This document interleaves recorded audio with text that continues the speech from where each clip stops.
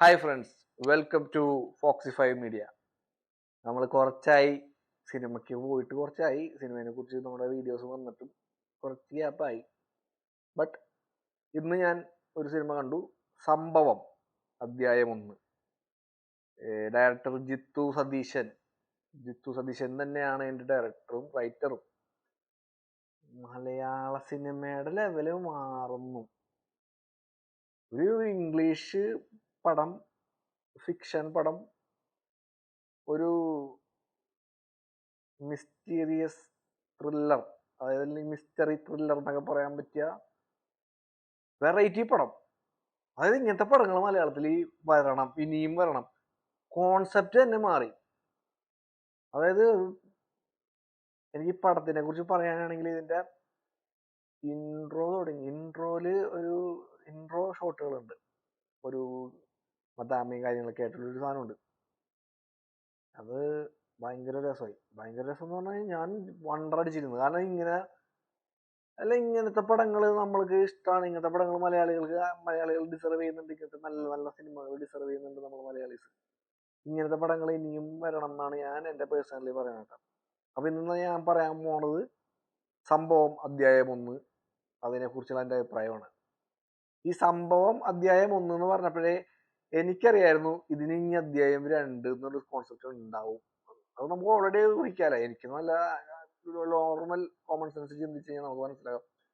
അപ്പൊ അധ്യായം 1 കുറെ, ഇനി ഇതിനെ കുറ്റം പറഞ്ഞില്ല എന്ന് പറയരുത്, ഇതിലെ ഗ്രാഫിക്സ് ബേസിൽ ഉള്ള ജീവികള്, മാൻ, പാമ്പ്, തേങ്ങ, മാങ്ങയൊക്കെ ഇത്രയും പെർഫെക്ഷൻ ഒന്നുമില്ല. ബട്ട് അത് ഞാൻ നെഗറ്റീവ് പറയണം എന്ന് വെച്ചിട്ട് പറഞ്ഞതാ. അതൊന്നും ഇതിനകത്തൊരു വിഷയമല്ല.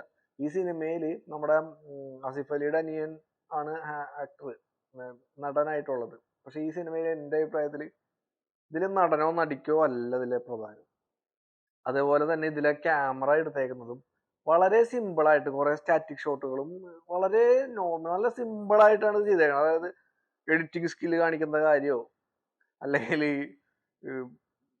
ഭയാനകമായ ലോ ആംഗിൾ ഷോട്ടുകളും വലിയ വലിയ ഭയങ്കര സാധനങ്ങൾ അതൊന്നുമില്ല. അങ്ങനത്തെ പരിപാടികളൊന്നുമല്ല. നോർമൽ, സിമ്പിൾ ബട്ട് പവർഫുൾ ആയിട്ടുള്ള സാധനം. അതായത് സിമ്പിൾ ആയിട്ടുള്ള ആംഗിളുകൾ, ക്യാമറ ആംഗിളുകൾ, സിമ്പിൾ ആയിട്ടുള്ള ഷോട്ടുകൾ, സ്റ്റാറ്റിക് ഷോട്ടുകൾ, ചെറിയൊരു പാനിങ്, അങ്ങനത്തെ ഉള്ള വളരെ രസമുള്ള സിമ്പിൾ ആയിട്ടുള്ള സാധനം. എന്നാൽ ചില ഷോട്ടുകൾ നമുക്ക് ഒരു എന്താ പറയാ ഡിസ്റ്റോർഷൻ വരും. അതായത് നമ്മൾ ഇപ്പൊ ഒരു ജീപ്പിൽ പോകുന്ന ഒരു ഷോട്ട് ഇപ്പൊ നമ്മൾ കാണിക്കുകയാണെങ്കിൽ ക്യാമറയ്ക്ക് ഒരു ഷേക്ക് ഓൾറെഡി നമ്മൾ അത് ആ ഫീല് കിട്ടാൻ വേണ്ടി ചെയ്തേക്കുന്നതാണ്. ബട്ട് ചില സമയത്തൊക്കെ അത് നമുക്കത് ചിലപ്പോൾ കാണുമ്പോൾ നമുക്ക് തോന്നുമല്ല, ഈ ഡിസ്ട്രക്ഷൻ വന്നു കഴിഞ്ഞാൽ നമുക്ക് ചെറിയൊരു ഇറിറ്റേഷൻ ഫീൽ ചെയ്യാം. പക്ഷെ ഇതൊട്ടത് നമ്മളെ ബാധിക്കൊന്നുമില്ല. സിനിമയിലേക്ക് നമ്മൾ മുഴുകിക്കഴിഞ്ഞാൽ പിന്നെ നമ്മൾ എൻറ്റയർലി അതിൻ്റെ ഉള്ളിലേക്ക് നമ്മൾ കിടക്കും. ഇത് മലയാളത്തിലെ ചുരുളിയായിട്ട് വേണമെങ്കിൽ നമുക്കൊന്ന്, പക്ഷെ ചുരുളിയുടെ കോൺസെപ്റ്റ് അല്ല ഇത്, വേറൊരു ഡിഫറെന്റ് ചുരുളി. എന്നാൽ ചുരുളിയുടെ ആകെ ഒരേ ഒരു ആ ഒരു സിമ്പിള് മാത്രം നമുക്ക് വേണമെങ്കിൽ ഒന്ന് ഇങ്ങനെയുള്ള സിമ്പിള് അത് ഒരു ഇതായിട്ടിരിക്കട്ടെ. ആ സിമ്പിളിനെ പറ്റിയിട്ട് വേറെ കുറെ അത് സിനിമ കാണുമ്പോൾ നിങ്ങൾക്ക് മനസ്സിലാവും. അപ്പൊ ഞാൻ പറയുകയാണെങ്കിൽ ഇൻട്രോ, പിന്നെ ഇതിന്റെ ബാക്ക്ഗ്രൗണ്ട് ചെയ്തേക്കുന്നത്, സൗണ്ട് എഫക്ട്സ് ഒരു രക്ഷയില്ല. കിടിലൻ ഫീല്, നല്ല രസമുള്ള ഫീൽ. ആ റെയിനിന്റെ ഫീലൊക്കെ കറക്റ്റ്. അത് നല്ല തിയേറ്ററിൽ തന്നെ പോയി കാണണം കേട്ടോ. നമ്മുടെ ചപ്പടാച്ചി തിയേറ്ററിൽ സൗണ്ട് സിസ്റ്റം പോരാത്ത തിയേറ്ററിലൊക്കെ നമുക്ക് പോയി കാണാൻ പറ്റിയ പടം അല്ലത്. ശരിക്കും തിയേറ്ററിൽ തന്നെ പോയിരുന്ന് കാണാം. ഫസ്റ്റ് ഹാഫ് വരെ ടക്കുന്നങ്ങ് പോയി സമയം. അതായത് നമുക്ക് മനസ്സിലായി പോയില്ല ഫസ്റ്റ് ഹാഫ് കഴിഞ്ഞു എന്നുള്ളത്. അത് അത്രയും ലാഗില്ലാതെ അത്രയും എഫർട്ട്ലെസ്ലി സ്മൂത്ത് ആയിട്ട്, ബട്ടറി സ്മൂത്ത് എന്നൊക്കെ പറയും. അതുപോലെ നമ്മൾ അതിൻ്റെ ഉള്ളിൽ കയറി അത് പെട്ടെന്ന് ഇന്റർവെൽ ആയ പോലെ നമുക്ക് ഫീൽ ചെയ്യും. പിന്നെ 2 മണിക്കൂറും 5 മിനിറ്റോ 10 മിനിറ്റോ കണ്ടേ ഉള്ളൂ. ഓൾമോസ്റ്റ് 120 മിനിറ്റേ ഉള്ളൂ പടം. 126 മിനിറ്റോ അങ്ങനെ ഉള്ളൂ പടം. ആകെ ചെറിയ പടമാണ്, പക്ഷെ കോൺസെപ്റ്റ് അടിപൊളിയാണ്. അതായത് നിങ്ങൾക്ക് ലൂപ്പ് അങ്ങനെയുള്ള പരിപാടികൾ, ഇപ്പൊ ടൈം ലൂപ്പിങ് ആ സാധനം, അതുപോലെ ടൈം ട്രാവൽ, ലൂപ്പ് ട്രാവലിംഗ് എന്നൊക്കെ പറയുന്ന സംഭവമില്ലേ, ആ പരിപാടിയൊക്കെ ഇഷ്ടപ്പെട്ട പരിപാടികളായിട്ട് നിങ്ങൾക്ക് ഉണ്ടെങ്കിൽ ഈ സാധനം ഈ പടം കാണണോട്ടോ. തിയേറ്ററിൽ തന്നെ പോയി കാണണോട്ടോ. ഞാൻ ഇതിന്റെ റിവ്യൂ ഇടാൻ ലേറ്റ് ആയി, ഇന്നാണ് കാണാൻ പറ്റിയത്. അതുകൊണ്ട് അങ്ങനെ അസ്കർ അലി അസ്കർ അലിനെ കൊണ്ട് പറ്റുന്ന രീതിയിൽ അസ്കർ അലി എന്നല്ല, ഈ അസ്കർ അലിക്ക് പകരം ആരാണെങ്കിലും ഈ പടത്തിനകത്ത് ഹീറോ അല്ലെങ്കിൽ സ്റ്റാർഡത്തിനൊന്നും പ്രസക്തിയൊന്നുമില്ല. ഇവിടെ സ്റ്റാർഡം അല്ല ഈ സിനിമയ്ക്ക് മെയിൻ ആയിട്ട് നോക്കുന്നത്. ഈ സിനിമയുടെ കോൺസെപ്റ്റും എടുത്തേക്കുന്ന സാധനവും ഇതിന്റെ സ്റ്റോറിയും ഇതിന്റെ തീമും. അത് ഞാൻ തമിഴിലാണ് ഇങ്ങനെയൊക്കെ കൂടുതലും അവരാണ് എക്സ്പീരിയൻസ് നടത്തുന്ന ആൾക്കാർ ഞാൻ കണ്ടേക്കുന്നത്. നമുക്ക് എളുപ്പത്തിൽ തോന്നിയേക്കണം കേട്ടോ. എന്നാൽ തമിഴില് അവര് കുറെയൊക്കെ പരീക്ഷണങ്ങൾ നടത്തിയതായിട്ട് എനിക്ക് തോന്നിയിട്ടുണ്ട്. അതായത് ഇപ്പോ നോക്കി ഇതാക്കണ ഡോങ്കിളില്ലേ, മറ്റേ 7-ാം അറിവില് മറ്റേ നോക്കി ആളെ ഇതാക്കുന്ന അങ്ങനത്തെ ഒക്കെ കോൺസെപ്റ്റുകൾ, വാച്ച് തിരിച്ചിട്ട് ടൈം ഇതാക്കണ മറ്റേ അങ്ങനത്തെ സിനിമകളൊക്കെ കൊണ്ടുവന്നേക്കണതൊക്കെ തമിഴിലാണ്. അപ്പോൾ ഞാനും അങ്ങനെയുള്ളത് തമിഴിലാണ് കൂടുതൽ. പക്ഷെ ഇതിനകത്ത് അങ്ങനെയല്ല. ഇതിനകത്ത് അങ്ങനത്തെ ഫിക്ഷൻ അല്ല. ഇതിനകത്ത് വേറെ ഇതാണ്, ഒരു ഹൊറർ ഉണ്ട്, ത്രില്ലിംഗ് ഉണ്ട്, രസമാണ് പടം. പടം ഒരു ഇംഗ്ലീഷ് പടത്തിനെ തന്നെ എടുത്ത പോലെ, ഒരു ഇംഗ്ലീഷ് പടം എടുത്തു വെച്ച പോലെ ഇരിക്കുകയാണ്. അങ്ങനത്തെ തന്നെ രീതിയിലാണ് ആ എടുത്തേക്കുന്നത്. കുറ്റം പറയാനാണെന്നുണ്ടെങ്കിൽ കുറ്റം പറഞ്ഞവർക്ക് പറയാം. ബട്ട് ഞാൻ ഇതിനെ മുന്നേ ഒരു കുറ്റവും പറയാനില്ല. ഇതിന് IMDb റേറ്റിംഗ് 8 പോയിന്റ് സംതിങ് എന്നാണ് കണ്ടെന്ന് തോന്നുന്നു. ഞാൻ അത് കിട്ടിയതിനകത്ത് ഒരു അത്ഭുതവും എനിക്കില്ല ഇത്ര പടത്തിന്. അതുകൊണ്ട് തന്നെ ഞാൻ ഇതിനെ മാർക്കിങ് എൻ്റെ റേറ്റിംഗ് ഔട്ട് ഓഫ് 10 8.5. നല്ല മൂവി, ഫാമിലി ആയിട്ടും പോയി കണ്ടോ. കൊച്ചുകുട്ടികളെ കൊണ്ട് പോകണ്ട, പേടിയൊക്കെ ഉള്ള കൊച്ചുകളാണെങ്കിൽ കൊണ്ടുപോകണ്ട. അതല്ലാത്ത ഫാമിലി ആയിട്ട് എൻജോയ് ചെയ്തിരിക്കാൻ പറ്റിയ സൂപ്പർ പടം. ഫാമിലി ആയിട്ട് തന്നെ എൻജോയ് ചെയ്യുന്ന ത്രില്ലറാണ് കേട്ടോ. Horror thriller, mysterious thriller, mystery thriller അങ്ങനെയൊക്കെ പറയണ പടമാണ്. അപ്പൊ അത് ആ ഒരു ഇതിൽ ചിന്തിക്കുക. പിന്നെ നമുക്ക് കുറെ കാര്യങ്ങളൊന്നും നമുക്കെന്ന് പറയണില്ല, എനിക്ക് പ്രെഡിക്റ്റ് ചെയ്യാൻ പറ്റിയിട്ടില്ല. എന്റെ പ്രഡിക്ഷൻസ് ഒക്കെ ഇങ്ങനെ മാറും, പാളും. അതായത് ട്വിസ്റ്റുകൾ സംഭവിച്ചുകൊണ്ടിരിക്കും. ഈ സസ്പെൻസ് ഇതിനകത്തുണ്ട്, ഒരു സസ്പെൻസ് ഇതിലുണ്ട്, ട്വിസ്റ്റുകൾ ഇങ്ങനെ മാറിക്കൊണ്ടിരിക്കും. നമ്മളിങ്ങനെ പ്രെഡിക്റ്റ് ചെയ്യുമല്ലോ, അടുത്തത് ഇങ്ങനെയായിരിക്കും, ഇതിന്റെ ക്ലൈമാക്സ് ഇങ്ങനെയായിരിക്കും എന്ന് നമ്മൾ പറഞ്ഞു വരുമ്പോഴായിരിക്കുള്ളൂ ഇതിന്റെ ക്ലൈമാക്സ് അങ്ങനെ തിരിഞ്ഞു പോകുന്നത്. അപ്പൊ നമ്മൾ പറയാം അന്ന് പിന്നെ അതിന്റെ ക്ലൈമാക്സ് അങ്ങനെ ആയിരിക്കും എന്ന് പറയുമ്പോഴായിരിക്കുള്ളൂ ഇതിന്റെ ക്ലൈമാക്സ് ഇങ്ങനെയായി പോണത്.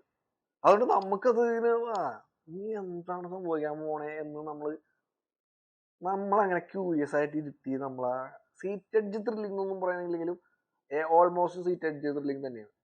നല്ല പടമാണ്. അപ്പൊ എന്റെ റേറ്റിംഗ് ഞാൻ പറഞ്ഞു കഴിഞ്ഞു. ഈ റേറ്റിംഗ് മാത്രം ചെയ്യാവുന്ന ആൾക്കാർക്കാണെങ്കിൽ ഔട്ട് ഓഫ് 10 8.5 ഞാൻ കൊടുത്തു. അത് കണ്ടിട്ട് നിങ്ങൾക്ക് പോകണമെങ്കിൽ പോവാം. അതല്ലെങ്കിൽ ബാക്കി നിങ്ങൾക്ക് പറയാം, കുറച്ചൊരു കഥ പറയാൻ ഇതിനകത്ത്. അപ്പൊ നമ്മുടെ ഓസ്കർ അലി സെറ്റ് ആയിട്ടുണ്ട്. പിന്നെ ഇത് എനിക്കും പലപ്പോഴും ആസിഫ് അലിനെയൊക്കെ തന്നെ കാണാൻ പറ്റിയിട്ടുണ്ട്. അത് പിന്നെ അവന്റെ ലുക്കിലും ഇവര് അങ്ങനെയൊക്കെ തന്നെയാണ് ഇരിക്കുന്നത് ഏകദേശം. പിന്നെ സിദ്ധാർത്ഥ് ഭരതൻ എനിക്ക് തോന്നുന്നത് ഈ സിദ്ധാർത്ഥ് ഭരതന്റെ ഒരു റൂട്ട് തന്നെയാണെന്ന് തോന്നുന്നത്.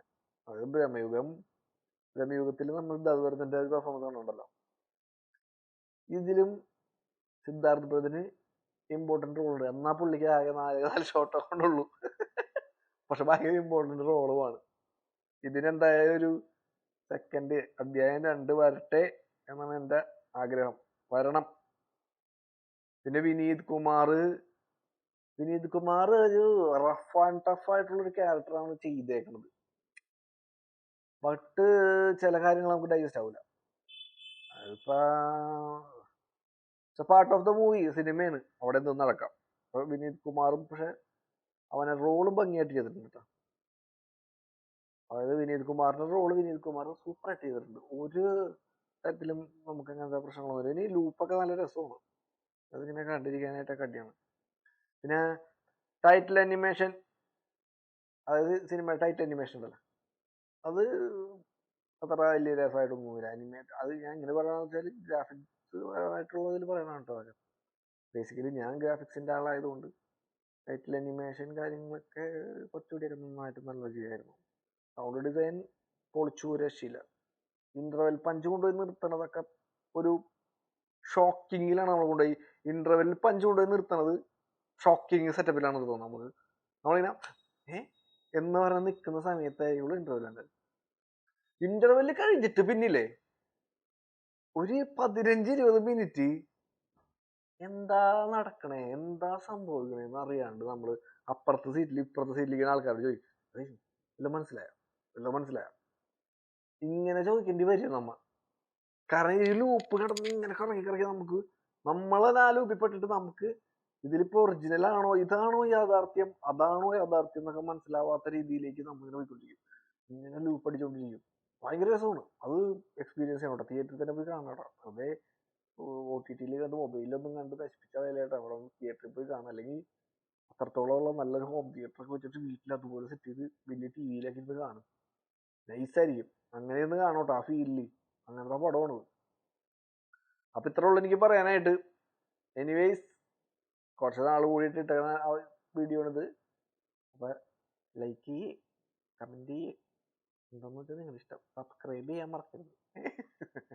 ശരി എന്നാ, താങ്ക്സ് ഫോർ വാച്ചിങ്. ഓക്കെ, അപ്പൊ നമ്മൾ ഇനിയും പടങ്ങള് വരെയാണ്. ആട് 3 ഇറങ്ങാൻ പോണ്. ആട് 3 എന്തായാലും നമ്മൾ പോയി കാണും. ആട് 3യുടെ റിവ്യൂവും എന്തായാലും ചെയ്യും. പിന്നെ ഉള്ള പടങ്ങൾ പാട്രിയറ്റ് ഇറങ്ങാൻ നിൽക്കുന്നുണ്ട്. പാട്രിയറ്റ് പോയി കാണണം. പിന്നെ വിജയുടെ പടം എനിക്ക് തോന്നില്ല അത് ഇറങ്ങുമോ. ചിലപ്പോൾ ഇറങ്ങുമായിരിക്കും. ഇറങ്ങുകയാണെങ്കിൽ നമുക്ക് പോയി കാണാം. ജനനായകൻ അവസാനത്തെ പടം എന്നൊക്കെ പറയണത്. ഈ പൊളിറ്റിക്സ് പരമായിട്ടുള്ള സംഭവം ആയതുകൊണ്ടായിരിക്കും ഇങ്ങനെ. അപ്പൊ അതാണെന്ന് അറിയാലോ നമുക്ക്. അത് വേറൊന്നും പറയാനില്ല. അപ്പൊ എന്തായാലും ശരി. അപ്പൊ നമ്മൾ അടുത്ത വീഡിയോ ആയിട്ട് വീണ്ടും വരും. ഞാൻ പറഞ്ഞ സബ്സ്ക്രൈബ് ബട്ടൺ അവിടെ തന്നെ ഉണ്ട്. ഞെക്കി വിട്. ഓക്കെ.